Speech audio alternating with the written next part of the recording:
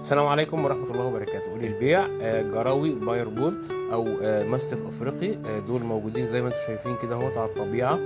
العمر 2.5 شهر، متطعمين واخدين كل التطعيمات. احنا كان معانا مجموعة كبيرة ما شاء الله، يعني كانت الخلفة كويسة كلها حلوة. فاضل الذكر والنتاية دول آخر حاجة.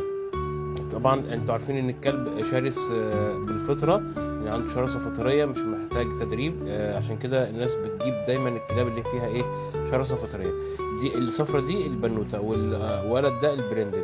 وطبعا زي ما انتوا شايفين لا هم كسلانين ولا هم بيتصرفوا ببطء ولا اي حاجة من ديت، لان فيهم باور طبيعي. لان احنا شايفين كلاب باير بول ديت تلاقيها ماشية زي الدب كده وكسولة. لا، الكلاب دي فيها باور عالي وبتلعب. والنهارده كانت درجة الحرارة عالية كمان، وانا بصورهم كانت درجة الحرارة 40، ولكن هم مش مقصر معاهم درجة الحرارة وشغالين بسم الله ما شاء الله. التواصل عن طريق الواتساب او الرقم زي ما انتم شايفين. الرقم على البوست ان شاء الله.